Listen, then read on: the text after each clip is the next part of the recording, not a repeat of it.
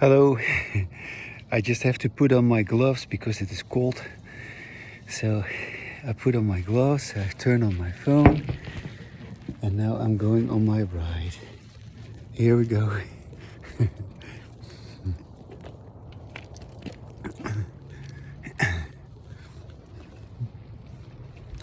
And what will it be that I can talk about today? I don't know. There's so many things I could talk about that I don't want to talk about. That's the first thing that I can come up with. And so I'm just gonna take my time to wait and see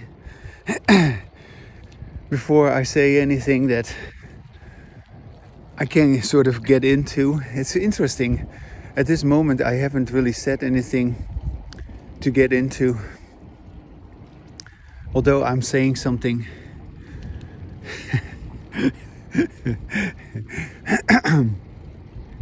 Well, I believe it is a good moment to address this issue once again, that when I say something or when anyone says something,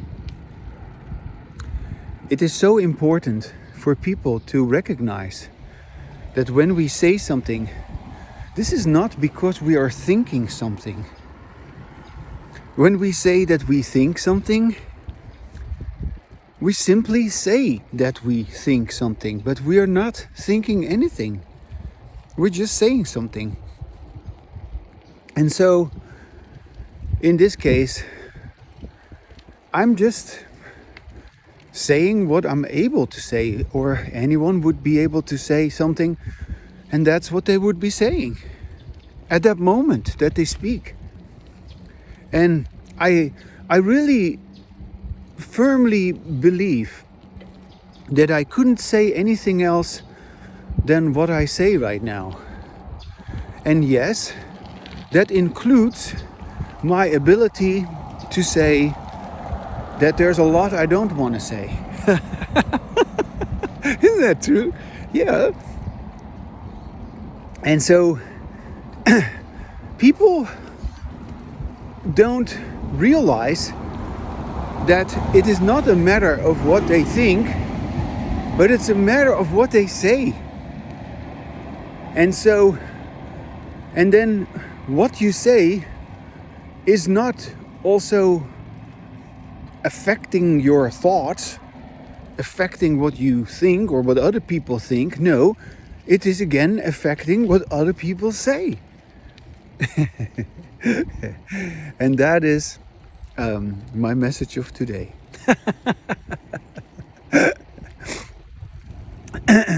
And I know that even though people do not talk with me, generally speaking, nobody is interested in this stuff, but I am. I'm very interested in this stuff. And I can say it, yeah. And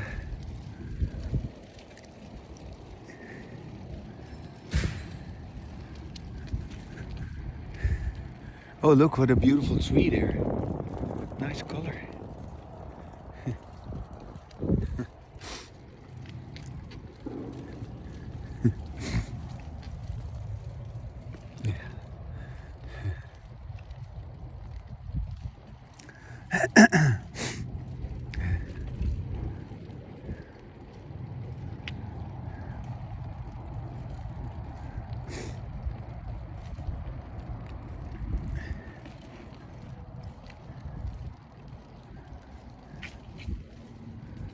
So much hasn't been said because we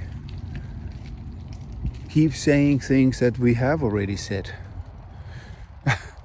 It seems like so simple a statement, but if we would simply stop saying what we have already said, we would be saying something new. And we never get to that because we don't see the real importance of stopping what we have already said. We don't acknowledge that we can do that we need to do that doing that is a fantastic thing.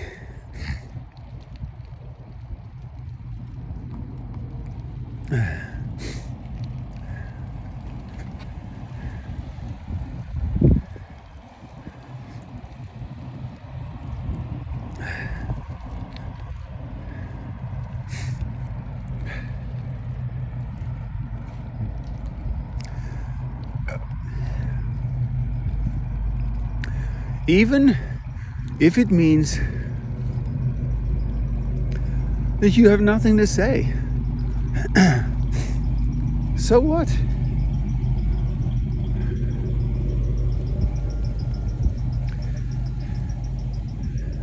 You're going to be okay with nothing to say.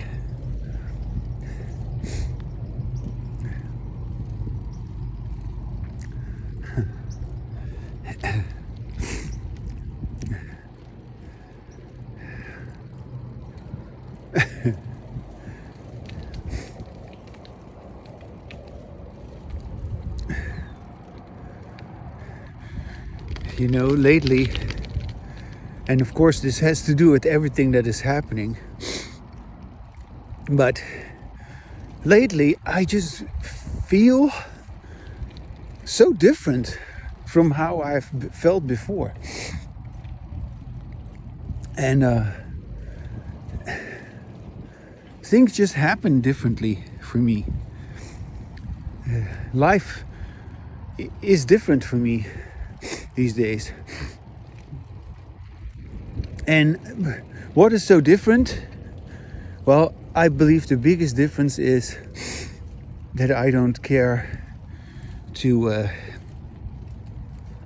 try to affect change.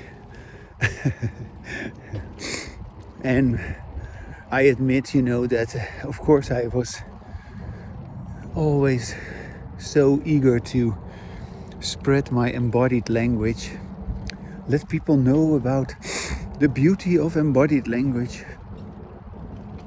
And you could of course still say that this video is another example of my my passion, my so-called urge to share this with others. But I don't, for myself, believe that what I'm doing right now, that this is what I do for you. I do this for myself. And yeah, you can also do this for yourself. You can also have embodied language on your own, yeah.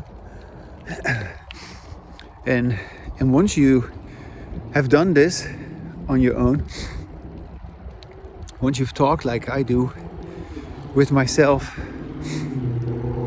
once you've talked with yourself and listened to yourself and have acknowledged that, yeah, you can speak like this, that it's wonderful to speak like this with yourself. Obviously, you begin to become capable of having a conversation like this with other people. Yeah, I can talk like this with other people who, of course, also need to do what I do. Yeah, you must also listen to yourself and speak with yourself to be able to have this. So you can only have this with me if you do this to yourself. And if you not only speak with yourself, but listen to yourself and also listen to this bird, of course, yeah.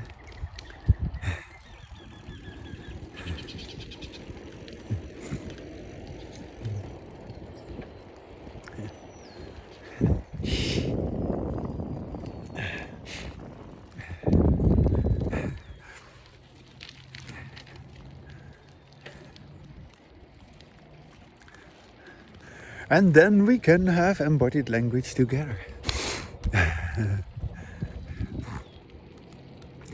And that,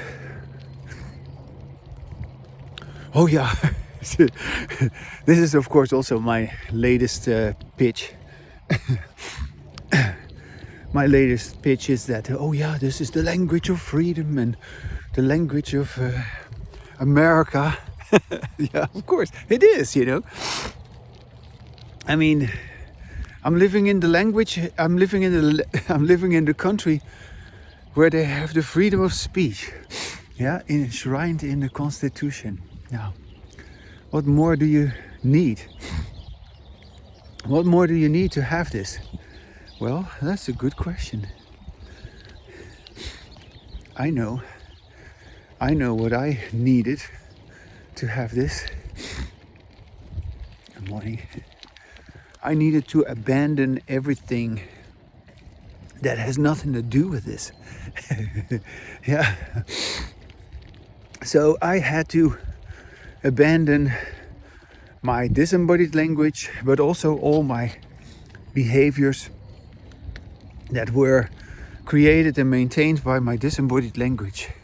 Now, okay, it's still a work in progress, but I am doing it, and that's why I make these videos for myself mostly, to say to myself, yeah, this is what is happening. If I wouldn't tell myself, somehow I wouldn't really believe it. And even after I told myself about this, you know, it took me quite a while to begin to believe it. And you know, actually, this was so important for me to discover.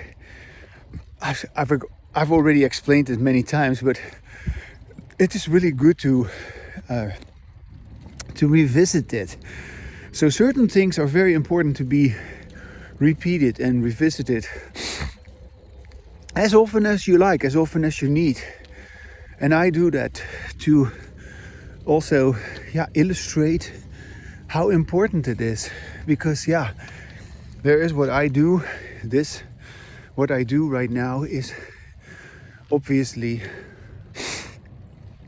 a form of self-stimulation, and you can call it any way you like, you know. You call that just enjoying your independence, enjoying your own freedom, enjoying your own clarity, enjoying your own language, just being enough unto yourself, so to speak. Yeah. And all that is important. And I would say all that is part of a process which in behaviorism is called self-stimulation, and or self-reinforcement, And so, although, of course, I do this, I have done this, and I continue to do this, I would not be able to continue with this. I haven't been. Also I have lost touch with this many times, and anyone who would do this would lose touch with this so quickly because other people do not do this. So, and if you want to do this with other people who do not do this, you're bound to lose it again. So I had to sort of just deal with that and struggle with that and figure that out and realize that, okay, so there is what they call self-reinforcement, in which you just enjoy. Good morning. Morning. In which you just enjoy yourself and you just do this by yourself, like I do right now. And I just like to do this, and I spend time doing this, and I take time doing this, and I often also had to remind myself how important it is to continue to do this, because you may assume that you don't need to do this, or you may believe that you already got it. No, you need to do it again, and many times. Anyways, I've done that. But even if I did my utmost best, because then you get into doing your best, trying to have it, and that's also not possible, because even when I'm by myself, if I'm trying to have this, if I put effort into, I want to have embodied language with myself, well, obviously I'm not having it. And so it is always, good morning, it is always a matter of realizing that you cannot push it, you cannot force it, you cannot tell yourself to have embodied language. No. I mean, if I were at this moment in experiencing hard times, or I don't know, if I would experience stress, worries, anxieties, I don't know, a sense of hate, a sense of disgust, a sense of that I feel worried and stressed and threatened and whatnot. Okay, if I were to feel that way, well, you would hear me now express that kind of negativity if I would talk with myself. You see what I'm saying? And so it isn't until all that has been expressed or all that has been acknowledged that I'm able to have embodied language by myself. Okay? And yes, I have done all that. I have, of course, given myself that opportunity, and I've reminded myself many times, like, okay, I need to keep doing that. Good morning. Good morning. And so, but that again, that's only one part of the picture, because there is more to it than just me talking with myself. I mean, if I didn't get to have the conversation with you in which we both are listening to ourselves while we speak, I wouldn't be able to continue with my self-stimulation. My self-stimulation would in many ways kind of go overboard into making assumptions which are not true, which make me lose touch with reality. And so it is really, we call it that, huh? We say, oh, he lost touch with reality. You know, like a person who is psychotic. Yeah, a psychotic person has lost touch with reality. But what is that? It deals with language, and it deals with a very particular kind of language, because this is totally ill-conceived in psychology, in psychiatry. The way we speak about psychosis and the way we speak about what they then call mental illness is a completely wrong understanding about what is actually going on with people. Because what is actually happening is that in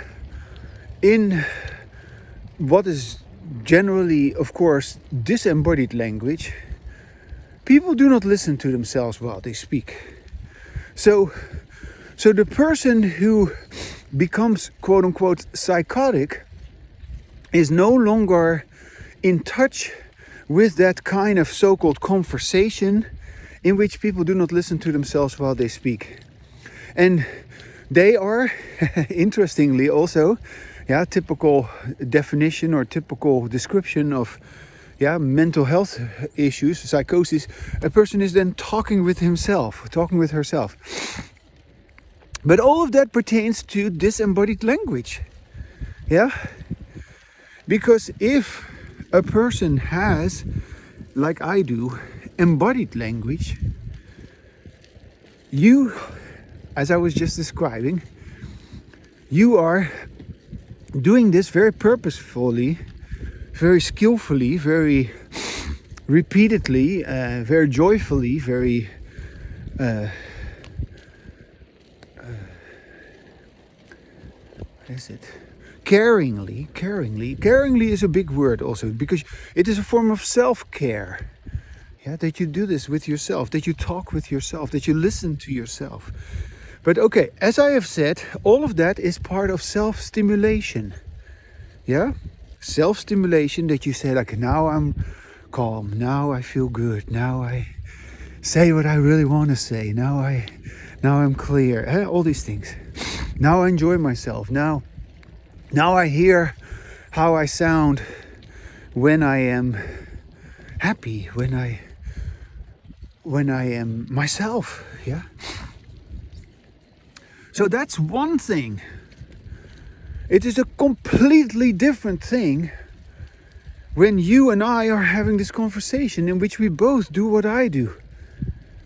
When we both have this conversation with ourselves, when we both have had that conversation with ourselves, and when we now can talk with each other, and then we are no longer just stimulating ourselves. We're not, it's not, this is what they call automatic reinforcement, by the way. That's the term they use for it in behaviorism.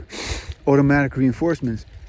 And that is when, let's say, somebody plays the flute and they just enjoy the sound of the flute, and they keep playing that flute because they just like to hear that sound, and they just get better and better playing the flute because they just enjoy it. Nobody tells them, yeah.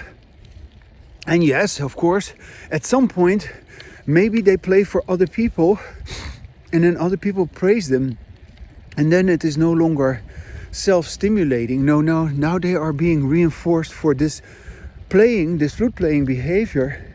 They are being reinforced for that behavior by others. And the same thing is true for embodied language. Yeah. Once we have embodied language together, our embodied language is reinforced socially. Yeah, social reinforcement is the key to the communication, social reinforcement is the key to the continuation of our embodied language. Yeah. Once again, you and I talking with each other, having this kind of conversation that which I'm now having with myself, and you are able, I'm going to walk a little bit, you are able to also have this conversation with yourself. Of course you can. Yeah. So you have already got a taste of this conversation with yourself because you have talked with yourself, you've listened to me and you said, oh, I can do this too. And then, okay, you've done this, now you come to me. And now we come together and we have this conversation together. And then our embodied language is socially reinforced. And then we will be able to continue with our self-stimulation in a healthy way, in a productive way, in a way that changes our life completely, in a way that will make us go on with our embodied language, that make us no longer want to engage in disembodied language. We don't want to do that anymore. We've done it. We don't want that anymore. And we recognize it for what it is. And because we recognize it for what it is, we don't go there anymore. And just like I said at the beginning of this video, yeah, we recognize it also as the repetition of something that we have already done. Yeah, and so we don't want that anymore, so we don't do it anymore. We just simply forget about it. We don't do it anymore. Hey, how are you doing? Have a good run. And so now we have this. We continue with this way of talking, yeah? And it goes on by itself, yeah? You're not doing it, you're not making yourself do this. No, it just is possible because you've made it possible. You have created for yourself the possibility that it can happen. And we also, together, of course, we create for each other the possibility that we both can continue with this, even while we talk together. Yeah? Now that is social reinforcement. That is, yeah, so we are mutually reinforcing each other.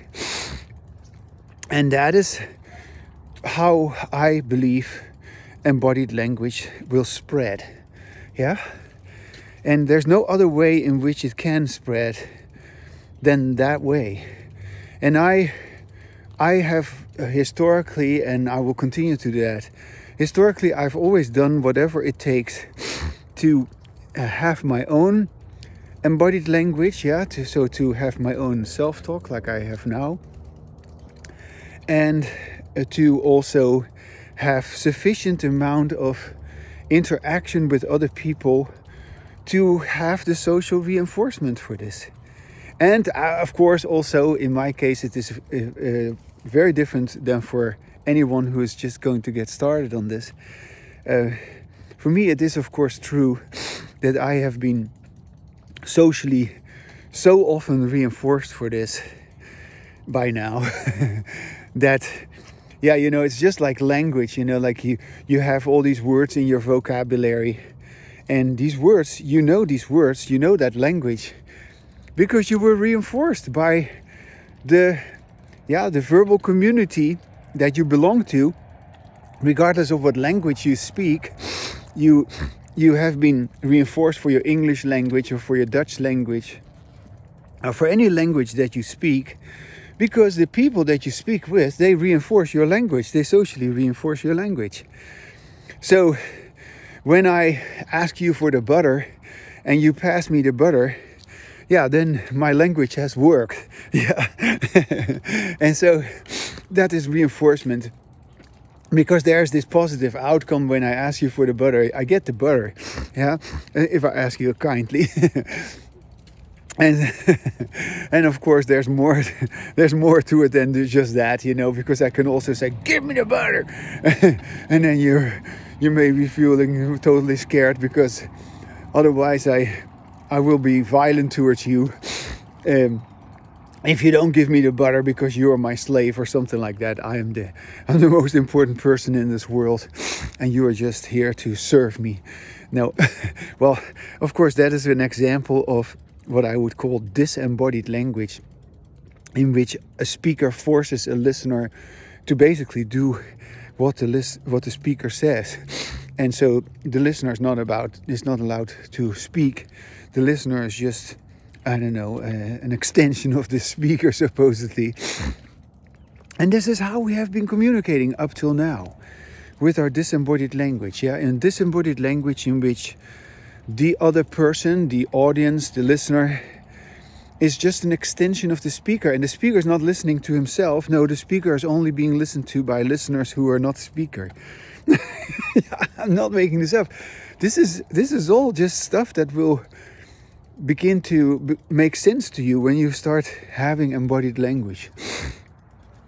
So, I've now, once again, in a very different way than I did before, explained or expressed and verbalized, described the importance of the social reinforcement. Because, the social reinforcement is, of course, something that will solidify a person's embodied language. However, and here is another interesting twist that I must certainly also include. In our disembodied language, it seems as if the social reinforcement is more important than the self-reinforcement. So in this case, everything's kind of upside down. So you in disembodied language, you are only reinforced for the kind of verbal behavior which is accepted by the verbal community as the right kind of verbal behavior. So that means that you have to have respect for someone who's supposedly superior to you or more powerful or more important.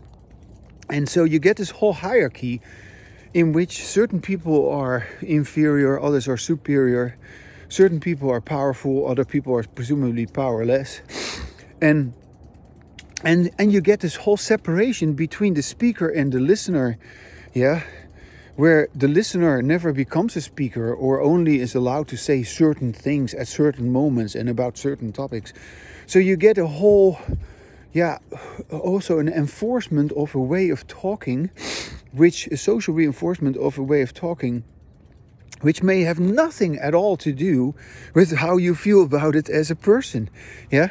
And obviously, in the disembodied language, if you begin to talk with yourself, this is one of the first things that you will discover when you begin to talk with yourself. And of course, you've had endlessly disembodied language. So now let's say you've listened to me and you've heard about disembodied language, and disembodied language is when a person doesn't listen to himself. So now you begin to take your first steps in self-reinforcement. You begin to take your first steps in what it is like to talk out loud with yourself and to self-stimulate yourself. And what do you find, to your own amazement or to your own, what is it, frustration? You find that you continuously talk with a sound which you don't want to have. Isn't that interesting? That is what disembodied language is. Yeah. And so that is not self-reinforcing at all, to speak with a sound you don't like to hear. And you also say all kinds of things to yourself you don't like it. It's negative, it is about your stress, it's about your worry, it's about your fear, it's about hate, it is about all kind of problems. And you seem to never get done. That's not self-reinforcing, that is self-punishing. That is self-defeating. But that is also the essence of your disembodied language. Yeah? So once you begin to realize, like, wow, so I am using this sound to express myself in my disembodied language, which I myself do not even like to hear. Interesting. Wow, so once you have acknowledged that, you suddenly find yourself capable of stopping that sound because you don't want to hear that sound. And you start to produce another sound. And then, you begin to have embodied language. And then you realize, like, wow, I have shifted myself out of my old disembodied language towards my embodied language. And my self-talk, my self-talk out loud, I've heard a change in the sound of my voice. Yeah.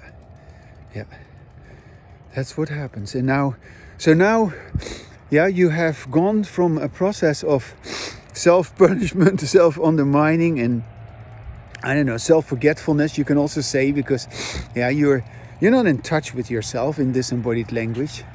You are all over the place. But with your embodied language, you suddenly feel like you are here. You are present.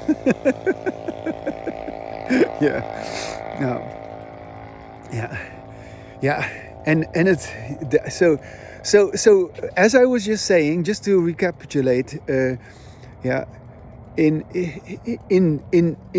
embodied language, the self-reinforcement comes first, and then the social reinforcement comes. But in disembodied language, the social reinforcement comes first, and the self-reinforcement is actually kind of twisted, because let's just face it, folks. In disembodied language, if you do not have contact with yourself, you want to put yourself above others. You want to be powerful. You want to be strong. You want to show them that you are right, and you want to prove to others that you are dominant, that you are important. All of that is actually almost like sadistic. Or the opposite of sadism is masochism. You're such a good follower. Oh, you're so obedient. Oh, you're willing to do everything. You're so compliant. You do everything what you are told. And that is being you're inferior. You're ultimately always putting yourself down. Yeah? So either you're superior or you're inferior in disembodied language. And yeah, depending on your history of conditioning, you become one or the other. And you either become a masochist or a sadist.